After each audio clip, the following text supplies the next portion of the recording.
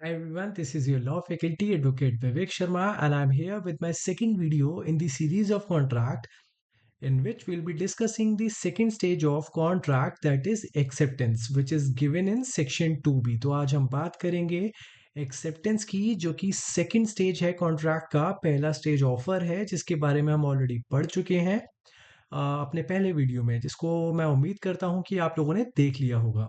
चलिए देखिए, एक्सेप्टेंस की डेफिनेशन कॉन्ट्रैक्ट में नहीं दी गई है. सेक्शन 2B हमको ये बताता है कि एक्चुअली एक्सेप्टेंस होता कब है. तो ये बोलता है कि proposal is accepted only when the person to whom the proposal is made signifies का मतलब होता है कम्युनिकेट करना.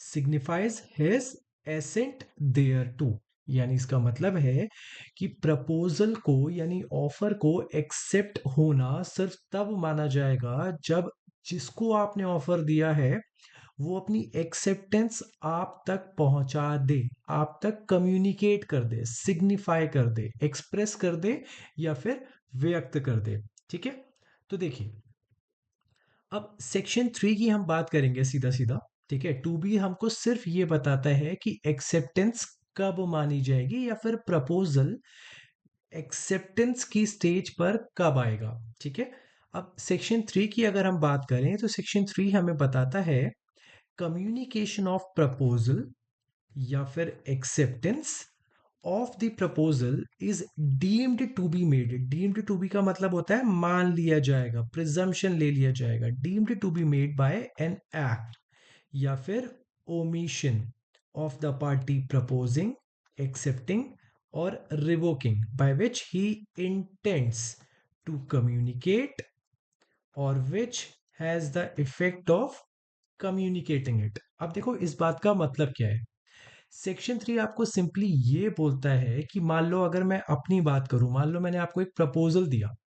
अब प्रपोजल था मेरी स्कूटी का, ठीक है, जिसको मैं सेल कर रहा था.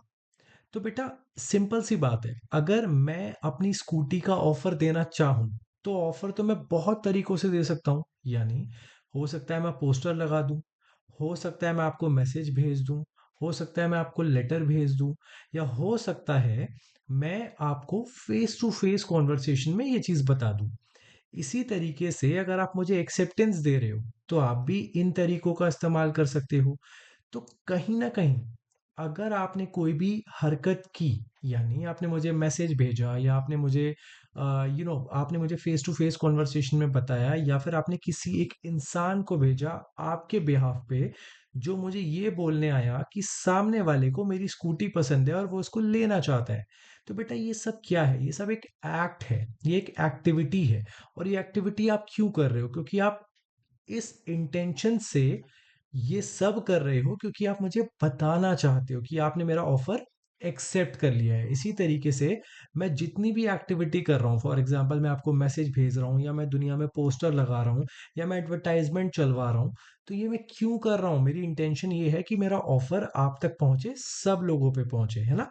तो वही सेक्शन 3 बोलता है कि अगर आप कोई भी ऐसा एक्ट या ओमिशन करते हो जिसके पीछे आपकी इंटेंशन ये होती है कि या तो आप अपना एक्सेप्टेंस या फिर आप अपना ऑफर या फिर इन दोनों में से किसी का भी रेवोकेशन सामने वाले तक पहुंचाने की इच्छा रखते हो और उसी इच्छा से आप वो काम कर रहे हो, तो मान लिया जाएगा कि आपका ऑफर या एक्सेप्टेंस या उसका रेवोकेशन सामने वाले तक पहुंच गया है. ठीक है, so that is the case of section 3. Okay, acceptance should B absolute and unqualified. देखो ये बहुत इंपॉर्टेंट सेक्शन है. जब भी आप एक्सेप्टेंस के बारे में पढ़ते हो सेक्शन 7 को पढ़ना बहुत जरूरी हो जाता है. तो देखिए सेक्शन 7 को हम डिस्कस करेंगे. सेक्शन 7 सेज कि एक्सेप्टेंस लैप्स, लैप्स का मतलब है वो निकल जाएगी, चली जाएगी वहां से. कहां से? बाय रिजेक्शन या फिर काउंटर ऑफर. हमने पिछले वीडियो में भी इसको कवर किया था कि अगर आपको एक्सेप्टेंस देनी है तो देखो फॉर एग्जाम्पल मैंने ये बोला कि मेरी स्कूटी जो मैं सेल कर रहा हूँ वो 20,000 रुपीज में सेल कर रहा हूँ. बट अब आपने क्या बोला कि नहीं नहीं, 20,000 में नहीं, हम इसको 10,000 में लेंगे. तो बेटा जैसा कि हमने पढ़ा था पिछले वीडियो में, ये आपने मुझे काउंटर ऑफर दिया है और अगर आप काउंटर ऑफर दे रहे हो तो आपकी एक्सेप्टेंस नहीं मानी जाएगी। क्यों नहीं मानी जाएगी? क्योंकि उसका एक लॉजिक सेक्शन 7 हमको बता देता है कि अगर आप एक्सेप्टेंस दे रहे हो तो आप एक्सेप्टेंस एब्सोल्यूटली दोगे, अनक्वालिफाइड दोगे, यानी आप कोई भी कंडीशंस लगा नहीं सकते हो। ठीक है, so that is the case कि यहां लिखा है कि एक्सेप्टेंस मस्ट बी एब्सोल्यूट, और अगर आप काउंटर ऑफर देते हो तो फिर उसका रिजेक्शन हो जाएगा, हम एक्सेप्ट नहीं करेंगे।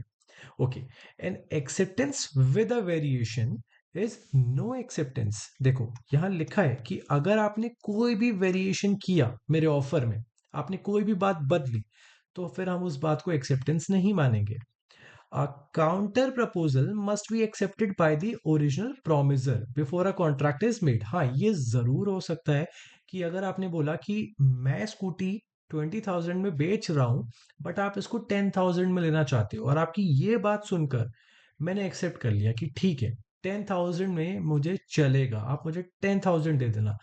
तब अलग बात है कि आपने मुझे काउंटर ऑफर दिया और मैंने उसको एक्सेप्ट कर लिया, तब उस केस में कॉन्ट्रैक्ट बन सकता है। अदरवाइज अगर आपने मुझे काउंटर ऑफर दिया और मैंने उसका कोई भी रिप्लाई नहीं किया, मान लो मैं चुप हूं, मैंने सुना और मैं चुप हूं, तो भी ये मान लिया जाएगा बेटा कि उसको मैंने रिजेक्ट कर दिया है, मैं उसको अपनाने के लिए बाउंड नहीं हूं।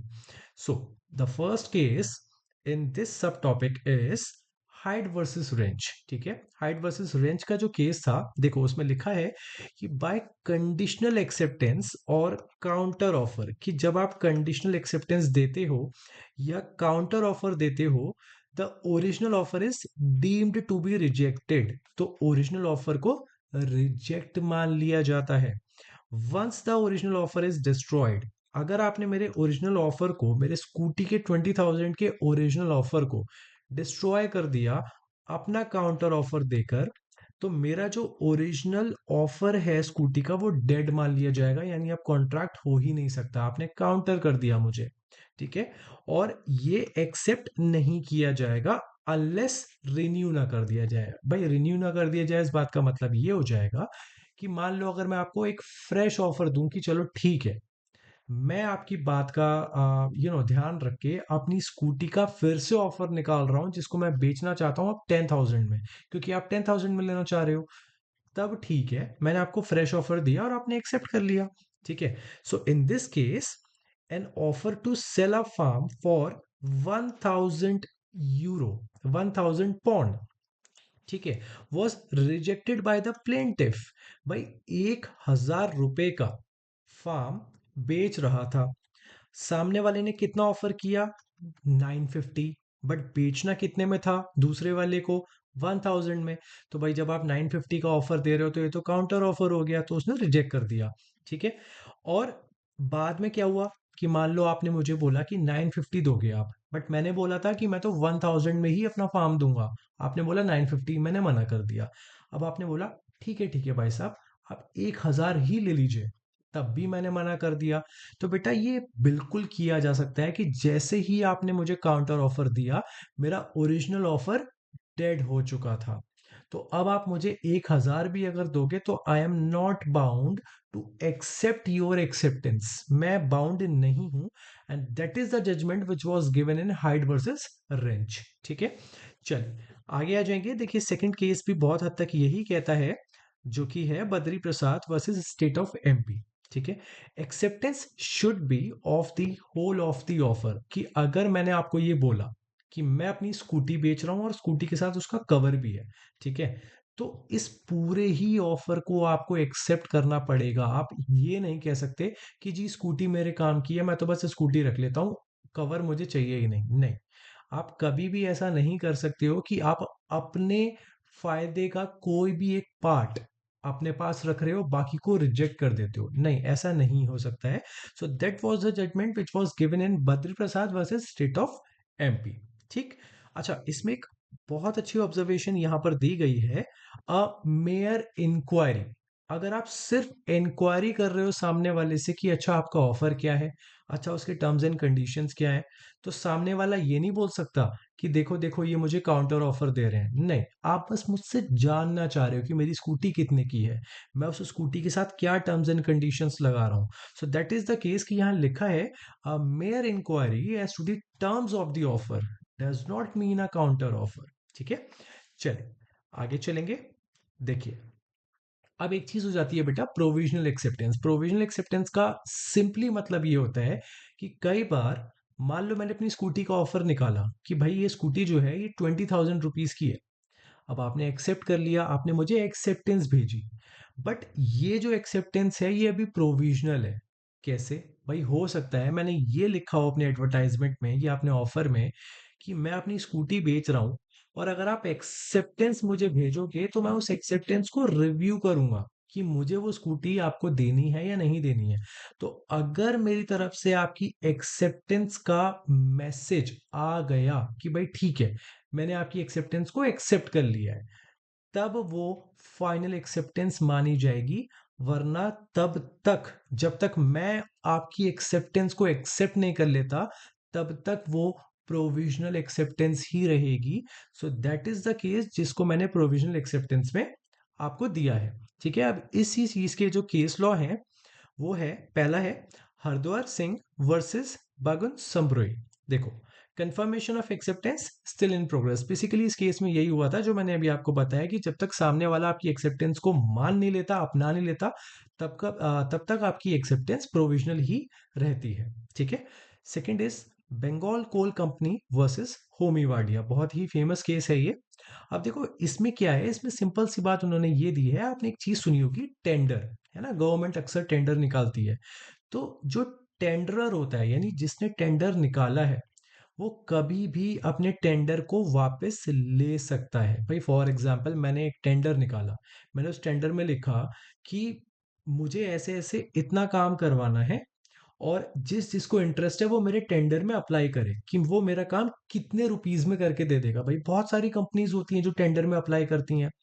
तो बेटा ये जरूरी नहीं है कि मैं अपना टेंडर ओपन रखूं, मैं कभी भी इसको विड्रॉ कर सकता हूं। आप ये नहीं कह सकते कि अरे इन्होंने टेंडर निकाला था और हम एक्सेप्टेंस भेजने ही वाले थे या हम भेज रहे थे उससे पहले ही इन्होंने विड्रॉ कर लिया। नहीं, I can withdraw my tender eight any time, but हाँ, अगर मैंने ऐसा कुछ लिखा है कि मैं अपना टेंडर विड्रॉ नहीं करूंगा इतने टाइम तक, तब फिर मैं उस टाइम से पहले अपना टेंडर विड्रॉ नहीं कर सकता।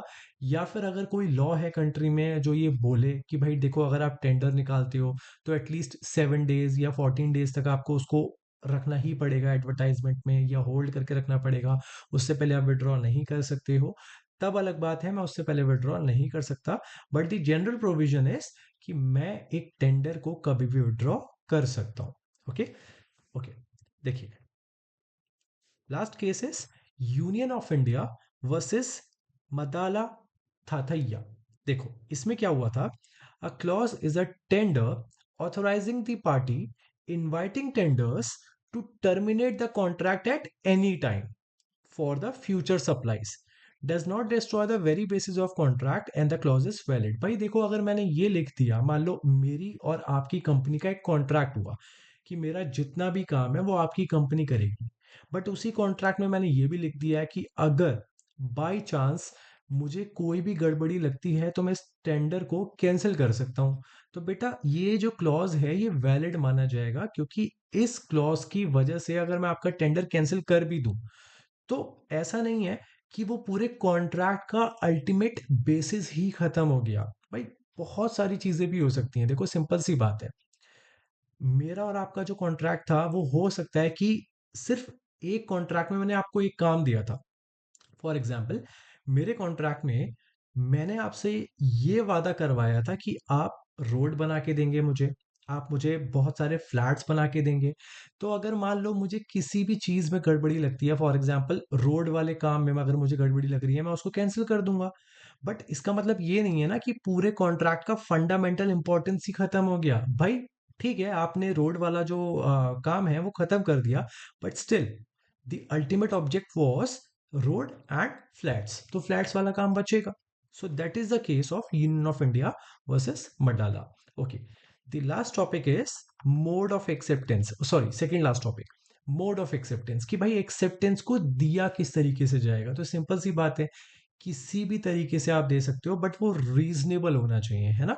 सो usual and reasonable manner, in the manner prescribed और इंडिकेटेड बाय द ऑफरर। कई बार ऐसा भी होता है कि ऑफरर ही आपको बता देता है कि अगर आपको एक्सेप्टेंस देनी है तो किस तरीके से देनी है। तो अगर ऑफर में कोई भी कंडीशन लिखी हुई है तो सामने वाले की ये जिम्मेदारी है कि वो एक्सेप्टेंस को उसी तरीके से दे, और अगर वो उस तरीके से नहीं देता है तो ऑफरर की ये जिम्मेदारी है कि वो सामने वाले को टोक दे कि नहीं भाई देखो, या तो आप मेरे ही तरीके से मुझे एक्सेप्टेंस दो, वरना मैं एक्सेप्ट ही नहीं करूंगा।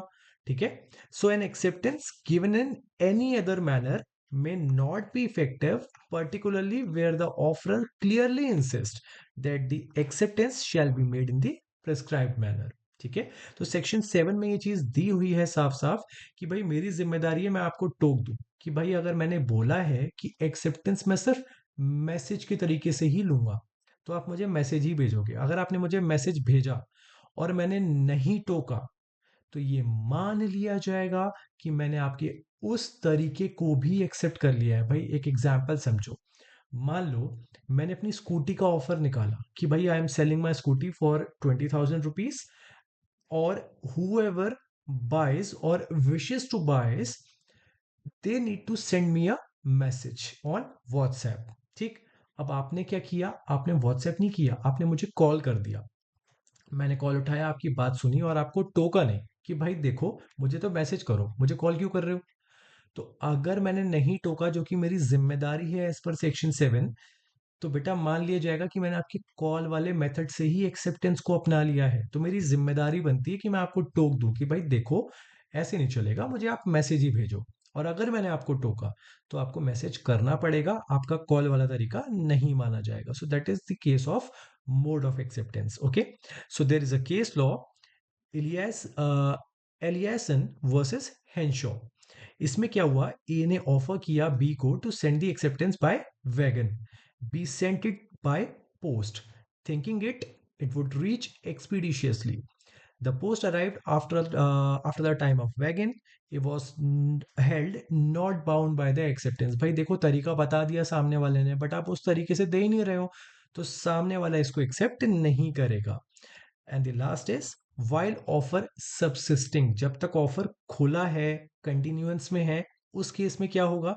सो acceptance should be made while offer is subsisting and not when it has been withdrawn, lapsed और रिजेक्टेड। भाई देखो सिंपल सी बात है, फ्लिपकार्ट पे सेल आती है, अब तो आने वाली है, न्यू ईयर आ रहा है ना। अमेजोन पे सेल आती है और बहुत सारे हमारे जो ई कॉमर्स की वेबसाइट्स हैं उन पर सेल आती है। अब वो लोग आपसे क्या बोलते हैं कि अगर आपको डिस्काउंटेड प्राइस चाहिए तो इस डेट से इस डेट के अंदर ही शॉपिंग करिए, है ना।